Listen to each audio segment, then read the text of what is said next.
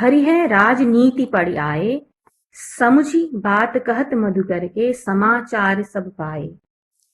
इक अति चतुर हुते पहिले ही गुर अब गुरु ग्रंथ पढ़ाए। बड़ी बुद्धि जानी जो उनकी जोग संदेश पठाए।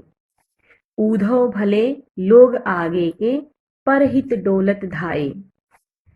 अब अपने मन फेर पाइये चलत जुहुते चुराए। ते क्यों अनीति करें आपुन जे और अनीति छुड़ाए। राज धर्म तो यह सूर जो प्रजा न जाहि सताए। तो यहाँ पर जो गोपियां हैं वो उद्धव से कहती हैं, हे उद्धव, हम तुम्हारी बातें सुनकर समझ गए हैं कि श्री कृष्ण ने तुम्हें हमारे पास क्यों भेजा है। हम श्री कृष्ण के मन की बात को समझ गए हैं। तो गोपियां व्यंग पूर्वक उद्धव से कहती हैं, यानी कि वो थोड़ा सा मजाक करती हैं, उसको चिढ़ाती हैं और व्यंग पूर्वक उससे कहती है कि हरिहर राजनीति पढ़ आए। अब वो क्या पढ़ चुके हैं? राजनीति पढ़ चुके हैं, उन्होंने राजनीतिक शास्त्र पढ़ लिया है। समुझी बात कहत मधुकर के समाचार सब पाए। तुम्हारी बातों से हमें ऐसा ही लग रहा है, हमें तुम्हारी बातों को सुनकर समझ में आ रहा है कि श्री कृष्ण हमसे क्या कहना चाहते हैं। अब वो राजनीति पढ़ चुके हैं। एक अति चतुर हुते पहले से ही वो क्या थे? बहुत चतुर थे, बहुत चालाक थे। अब गुरु ग्रंथ पढ़ाए, अब वो शास्त्र भी पढ़ने लगे हैं, अब गुरु ग्रंथ भी पढ़ने लगे हैं, अब वो शास्त्र भी पढ़ने लगे हैं। बड़ी बुद्धि जानी जो उनकी जोग संदेश पठाए।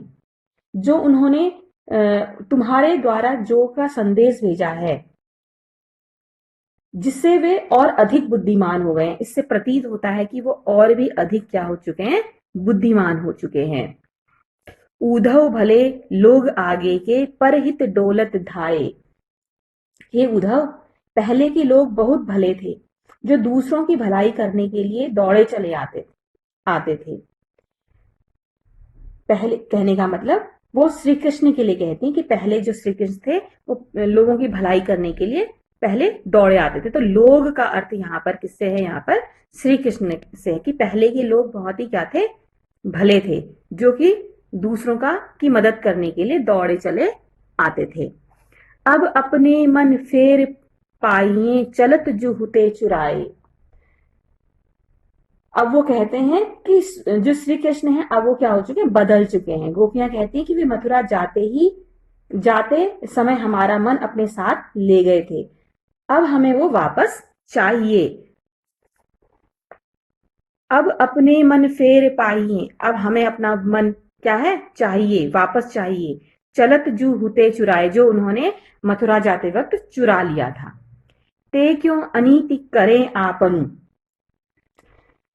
वे दूसरों के को अन्याय से बचाते हैं, तो फिर उन्होंने वो स्वयं अनीति क्यों करते हैं? और अनीति छुड़ाए, वो दूसरों को अन्याय से बचाते हैं, लेकिन स्वयं ही हम पर क्या करते हैं? अन्याय करते हैं। राजधर्म तो यही सूर जो प्रजा न जाहि सताए। तो यहां पर गोपियां कहती हैं, हे उद्धव, राजधर्म तो यही कहता है कि प्रजा के साथ अन्याय नहीं करना चाहिए और नहीं सताना चाहिए। इसलिए श्री कृष्ण को योग का संदेश वापस लेकर स्वयं दर्शन के लिए आना चाहिए।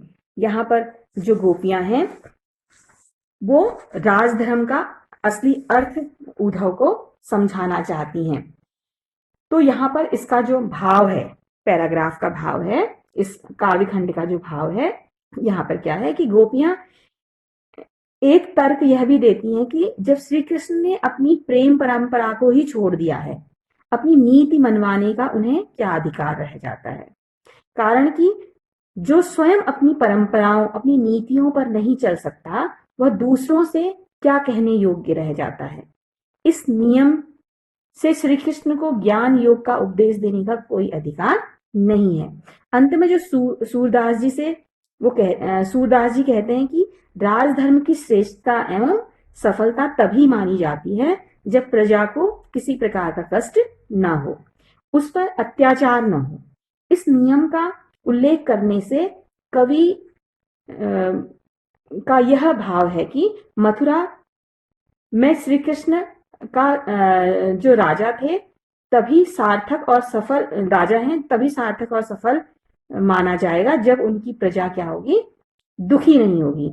जब उनका हृदय दुखाया नहीं जाएगा तभी उनको एक कुशल राजा कहा जाएगा।